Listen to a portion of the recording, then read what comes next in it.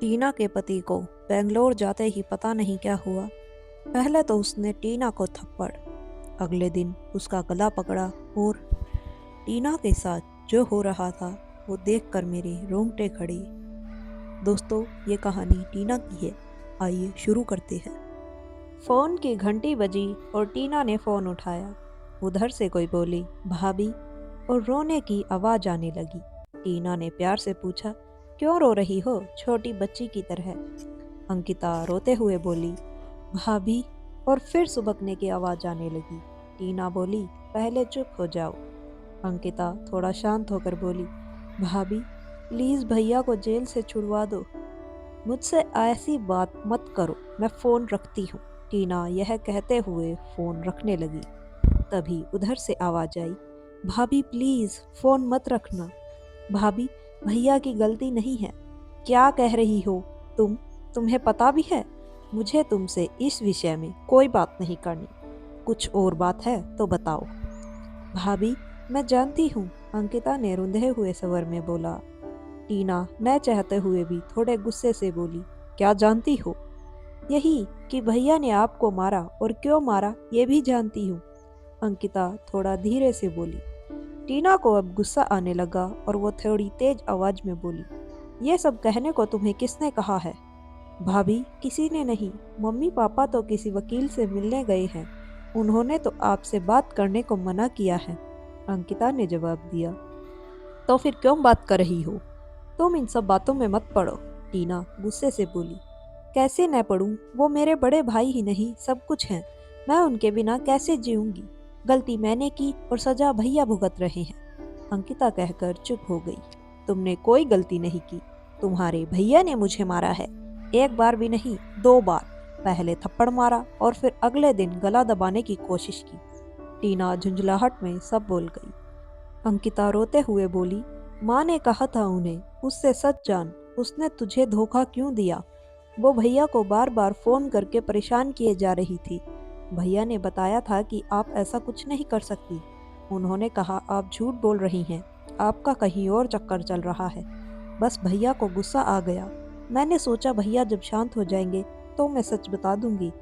तुम क्या कह रही हो? अंकिता धीरे से बोली, हाँ भाभी, मैं जानती हूँ मैं क्या बोल रही हूँ। जब आप दोनों बेंगलोर के लिए निकल गए थे, उस दिन मैं कॉलेज नहीं गई थी। मेरे फ़ोन में कुछ खराबी हो गई थी तो मेरा फ़ोन भी काम नहीं कर रहा था। तभी घर के फ़ोन पर किसी लड़के का फ़ोन आया।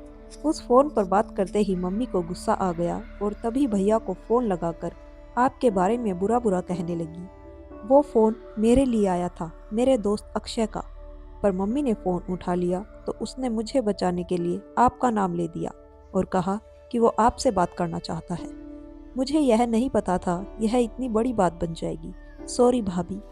टीना ने दर्द भरी आवाज में कहा, तुमने यह बात अपने भैया को क्यों नहीं बताई? मैंने भैया को फ़ोन किया था पर भैया ने कहा मैं बाद में बात करूंगा। मैं डर भी गई थी। भाभी प्लीज़ मेरे भैया को जेल से निकाल दो, उनकी ज़िंदगी खराब हो जाएगी। उन्होंने बहुत मेहनत की है तब जाकर इतनी अच्छी नौकरी मिली है। भाभी प्लीज़ मेरे खातिर। यह कहकर अंकिता जोर जोर से रोने लगी। टीना बोली, चुप हो जाओ, मैं तुम्हारे भैया को जेल से निकाल दूंगी। पर तुम प्रॉमिस करो, तुम हमारी इन बातों के बारे में कभी किसी को नहीं बताओगी, अपने भैया तक को नहीं। आज के बाद मुझसे बात भी नहीं करोगी। टीना ने फ़ोन रख दिया। फ़ोन रखकर वो फूट फूट कर रोने लगी। थोड़ी देर बाद चुप हो गई और कंप्लेंट वापस कैसे लेनी है सोचने लगी, क्योंकि पापा ने ही वहाँ से थाने फ़ोन किया था और पुलिस रात को आकर पकड़ कर ले गई थी। तभी दरवाजे पर बैल बजती है। वह दरवाज़ा खोल देती है और दरवाज़ा खोलते ही अपने पापा के गले लगकर खूब रोती है। उसके पापा की भी आंखें नम हो जाती है। फिर उसके पापा उसे चुप करवाते हैं और उसे कहते हैं, तैयार हो जाओ, थाने जाना है, FIR लिखवानी है। रात को सिर्फ तुम्हारे प्रोटेक्शन के लिए पुलिस उसे ले गई थी। टीना पहले अपने पापा को पानी देती है और फिर चाय बना कर लाती है। पापा कहते हैं, चाय क्यों बनाई? टीना कहती है, पापा, पहले मुझे आपसे कुछ बातें करनी है। और फिर वह बैठकर सब बातें बताती है।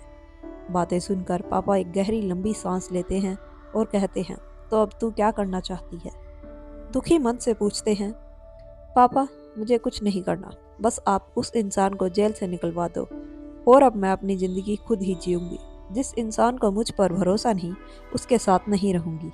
अभी आपके साथ घर जाऊँगी और नौकरी करूँगी। बस, अभी और कुछ नहीं।